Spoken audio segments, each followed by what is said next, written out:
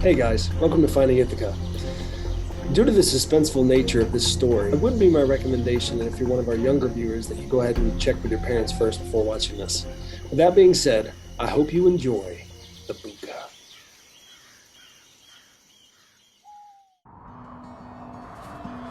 There was light snow that evening. The older farmer and his wife sat bundled by the fire. They looked out at the white world and knew that their crops, most of them, would be dead by morning. Tossing and turning with distress in their bed, they finally fell asleep. As the morning sunshine awoke the farmer through the window, imagine his surprise to find the entire yard and fields had been cleared of snow. The next night, they heard hammering and discovered the following day that all the holes in the roof of the barn had been fixed.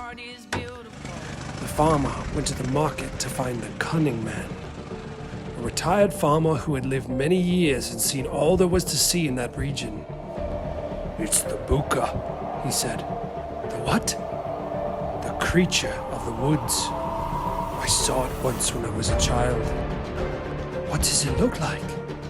"Whatever it wants to," he continued. "If he likes you, he'll help you. But if he doesn't, he'll make your life a misery."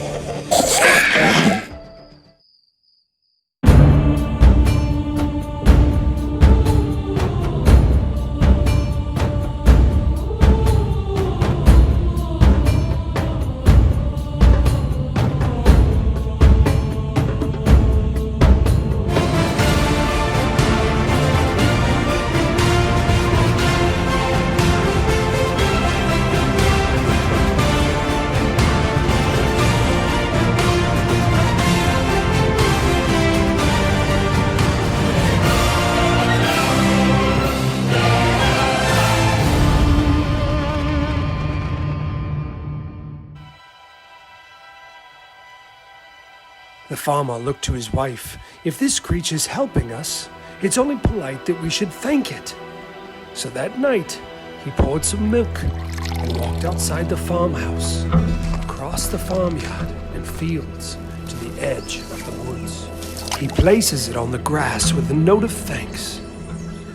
The next night, they heard the sound of hammering and awoke to a new fence that had been built across the yard, which they had never had the time or the money to build. And when they checked the bowl, it had been licked clean. Every day at dusk, they put out the bowl, and each night they'd be lulled to sleep by the Bwca working for them. The Bwca plowed the field, planted the seed, sheared the wool from the sheep. In autumn, he'd harvest the crops. Their farm was famous. It made the best milk, the best butter, the best cheese in the whole valley. The farmer and his wife had their pockets jingling, money to spare. They took on farmhands and even a maid to clean and work for them. Our first night, the farmer's wife instructed the maid to place the bowl of milk out for the Bwca. Once the farmer's wife had gone back inside, the maid looked to the left and the right. "Bwca," she said. "What's that anyways?" She placed the bowl of milk to her lips and drank every drop. Then she dipped the bowl into a puddle and placed it at the edge of the woods, with a note saying, "Bwca, this is for you, a thank you for all you've done for us." Later, the farmer's wife woke her husband. "What do you hear?" "Nothing. I was sleeping." "Exactly. We should be hearing the Bwca working. Where is he?" They rushed to the maid. "Did you put out that bowl of milk like we told you to do?" She was frightened and wanted to keep her job. "Yes," she answered, "I did," then pretended to sleep. For a week, there was no sign of the Bwca, but then they remembered what the cunning man had said. "If the Bwca likes you, he'll help you, but if he doesn't, he'll make your life a misery." If they dug a hole, he filled it in.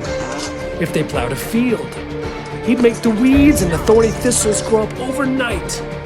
If they built a wall, he'd tear it to pieces. If they bought new animals, they'd get sick and die out one by one.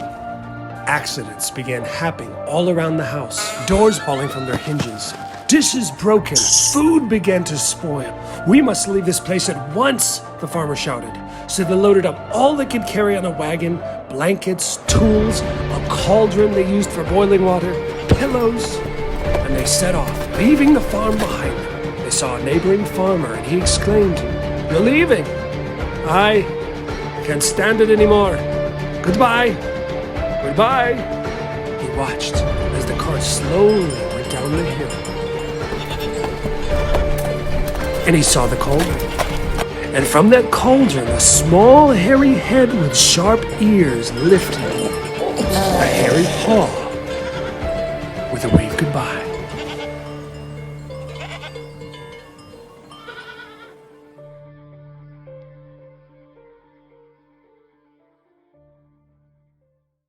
And make sure to hit that subscribe button.